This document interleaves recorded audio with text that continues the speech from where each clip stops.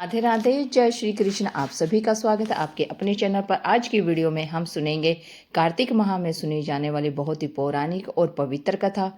अगर वीडियो अच्छी लगे तो वीडियो को लाइक करें, शेयर करें और चैनल को सब्सक्राइब अवश्य कर लें ताकि आने वाली हर धार्मिक वीडियो आप तक पहुंच सके। ये तो आप सभी जानते हैं, कार्तिक का महीना चला हुआ है। इस माह को बहुत ही पवित्र माना गया है। इस माह में ही भगवान विष्णु अपनी योग निद्रा से जाग जाते हैं और तब सभी तरह के मांगलिक कार्य आरंभ हो जाते हैं। इसी कार्तिक माह में दीपावली का महापर्व आता है। पुराणों में कार्तिक मास की महिमा का वर्णन मिलता है। इस माह में दीपदान, स्नान, विष्णु पूजा और तुलसी पूजा के साथ पौराणिक कथा सुनने का बहुत ही खास महत्व होता है। आओ पढ़ते हैं कार्तिक माह की बहुत ही पवित्र कथा। कार्तिक मास की कथा। एक नगर में एक ब्राह्मण दंपति रहते थे। वे दोनों प्रतिदिन 7 कोस दूर गंगा और यमुना नदी में स्नान करने जाते थे। इतनी दूर आने जाने से ब्राह्मण की पत्नी थक जाती थी। एक दिन उसने अपने पति से कहा कि मेरा एक पुत्र होता तो कितना अच्छा रहता। पुत्र की बहू आती तो हमें घर वापस जाने पर खाना बना हुआ मिलता और बहू घर का काम भी कर देती। अपनी पत्नी की बात सुनकर ब्राह्मण ने कहा कि तूने बात तो सही कही है, चल मैं तेरे लिए बहू ला देता हूँ। ब्राह्मण ने कहा कि एक पोटली में आटा डालकर कुछ मोहरे रख दे। ब्राह्मण के कहे अनुसार उसने पोटली बांध कर दे दी। पोटली लेकर ब्राह्मण चला गया। ब्राह्मण सफर के दौरान यमुना के किनारे बहुत ही सुंदर लड़कियां दिखाई दी। वे रेत में घर बनाकर खेल रही थी। उसमें से एक लड़की ने कहा कि मैं अपना घर नहीं बिगड़ने दूंगी, मुझे तो रहने के लिए ये घर चाहिए। लड़की की बात सुनकर ब्राह्मण मन ही मन सोचने लगा कि बहू बनाने के लिए यह लड़की उचित है। जब वह लड़की जाने लगी तो ब्राह्मण भी उसके पीछे पीछे उसके घर तक चला गया। वहां जाकर ब्राह्मण ने उस लड़की से कहा कि बेटी, कार्तिक माह चल रहा है, इसलिए मैं किसी के घर खाना नहीं खाता।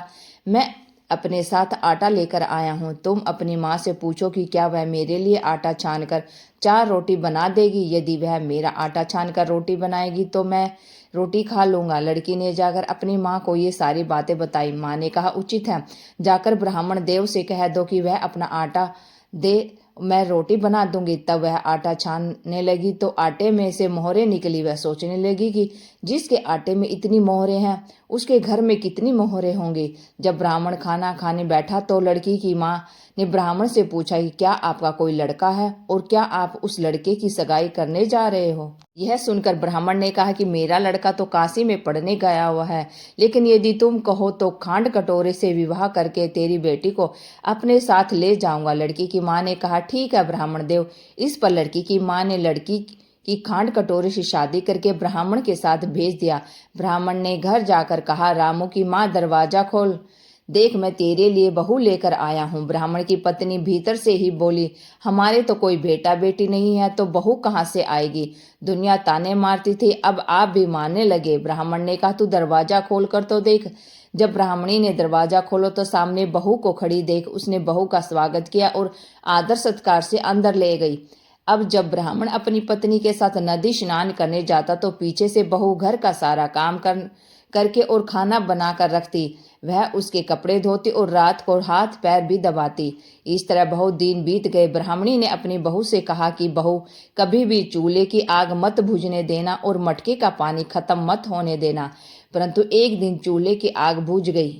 यह देखकर बहू घबरा गई और भागी भागी अपने पड़ोसन के पास गई और कहा कि मेरे चूल्हे की आग बुझ गई है, मुझे थोड़ी आग चाहिए। मेरे सास ससुर सुबह 5 बजे से गए हुए हैं, वह थके हुए घर आएंगे, इसलिए मुझे उनके लिए खाना बनाना। यह सुनकर पड़ोसन ने कहा कि तू तो बावली है, तुझे ये दोनों मिलकर पागल बना रहे हैं। उनका कोई पुत्र नहीं है, ये निसंतान है। बहू ने कहा नहीं, ऐसा मत बोलो, इनका बेटा तो बनारस काशी जी पढ़ने गया हुआ है। इस पर पड़ोसन ने कहा कि वह तुझे झूठ बोल रहे हैं, मेरी बात सच मान, इनके कोई बेटा नहीं है। अब बहू पड़ोसन की बातों में आ गई और कहने लगी कि आप ही बताओ कि मैं क्या करूं। पड़ोसन ने कहा कि करना क्या है, जब तुम्हारे सास ससुर आए तो जली हुई रोटियां बनाकर देना और बिना नमक की दाल बनाकर देना। खीर की कड़छी दाल में और दाल की कड़छी खीर में डाल देना। पड़ोसन ने उसे अच्छे से सिखाया पढ़ा दिया। फिर जब उसके साथ ससुर घर आए तो उसने न तो उनका आदर सत्कार किया और न ही उनके कपड़े धोए। जब उसने सास ससुर को खाना दिया तो सास बोली, बहू आज यह रोटियां जली हुई क्यों है और दाल भी अनूली है। अब बहू ने पलटकर कहा कि एक दिन ऐसा खाना खा लोगे तो कुछ बिगड़ नहीं जाएगा तुम्हारा। सास ससुर को खरी खोटी सुनाकर वह फिर से पड़ोसन के पास गई और बोली कि अब आगे क्या करना है। पड़ोसन ने कहा कि अब तुम सातों कोठों की चाबी मांग लेना। अगले दिन जब भी स्नान करने के लिए जाने लगे तो बहू अड़ गई और मुझे तो सातों कोठों की चाबी चाहिए। तब ससुर ने कहा कि इसे चाबी दे दो। तब ने बहू को चाबी दे दी। सास ससुर के जाने के बाद जब बहू ने दरवाजे खोले तो देखा कि किसी में अन्न से भरा है, किसी में धन भरा है और किसी कोठे में बर्तन पड़े हैं। जब उसने सबसे ऊपर का 7वां कोठा खोला तो देखा कि शिवजी, पार्वती माता, गणेश जी, लक्ष्मी माता जी, पीपल पथवारी, कार्तिक के ठाकुर, राय दामोदर, तुलसी जी का बिड़वा, गंगा यमुना और 33 कोटि देवी देवता विराजमान हैं। वहीं पर एक लड़का चंदन की चौकी पर बैठा माला जाप रहा है। यह सब देखकर उसने लड़के से पूछा कि तुम कौन हो। तब लड़का बोला कि मैं तेरा पति हूँ, अभी दरवाजा बंद कर दे, जब मेरे माता पिता आएंगे तब दरवाजा खोलना। यह सब देखकर बहू बहुत खुश हुई और 16 श्रृंगार सुंदर वस्त्र पहनकर अपने सास ससुर का इंतजार करने लगी। उसने अपने सास ससुर के लिए अच्छे अच्छे पकवान बनाए। जब उसके सास ससुर घर पर आए तो उसने उनका आदर सत्कार किया और प्रेम पूर्वक खाना खिलाया और हाथ पैर दबाने लगी। पैर दबाते दबाते बहू ने कहा कि माँ, आप इतनी दूर गंगा यमुना स्नान के लिए क्यों जाती हैं? आप तो थक जाती हो, इसलिए आप घर पर ही स्नान क्यों नहीं करती? यह सुनकर सास कहने लगी कि बेटी, गंगा यमुना घर पर तो नहीं बहती है। तब उसने कहा कि माँ जी बहती हैं, चलो मैं आपको दिखाती हूँ। जब बहू ने 7वां कोठा खोलकर दिखाया तो उसमें शिव, पार्वती, गणेश जी, लक्ष्मी माता जी, पीपल पथवारी, कार्तिकेय के ठाकुर, राय दामोदर, तुलसी जी का बिड़वा, गंगा यमुना बह रही थी और 33 कोटि देवी देवता विराजमान हैं। वहीं चौकी पर बैठा एक लड़का माला जप रहा है। माँ ने उसे देखकर कहा कि बेटा तू कौन है? लड़का बोला, माँ मैं तेरा बेटा हूँ। तब ब्राह्मणी ने पूछा, तू कहाँ से आया? लड़के ने जवाब दिया कि मुझे कार्तिकेय जी ने भेजा है। माँ ने कहा, बेटा यह संसार कैसे मानेगा कि तू मेरा बेटा है?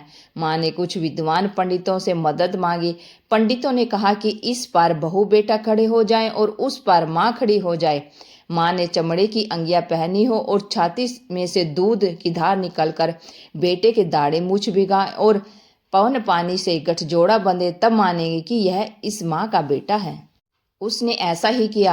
चमड़े की अंगियां फट गई और छाती से दूध की धार निकलकर बेटे की दाढ़ी मूछ भीग गई। पवन पानी से बहू बेटे का गठजोड़ बंध गया। यह सब देखकर ब्राह्मण और उसकी पत्नी खुशी का ठिकाना न रहा। तो यह थी कार्तिक मास की कथा। हे कार्तिकेय ठाकुर, जैसे ब्राह्मण और ब्राह्मणी को बहू बेटा दिया वैसे सबको देना। कार्तिक मास की कथा कहने, सुनने और हुकार बनने वाले सब पर कृपा बनाए रखना। आइए अब जानते हैं कार्तिक मास में कथा सुनने का महत्व।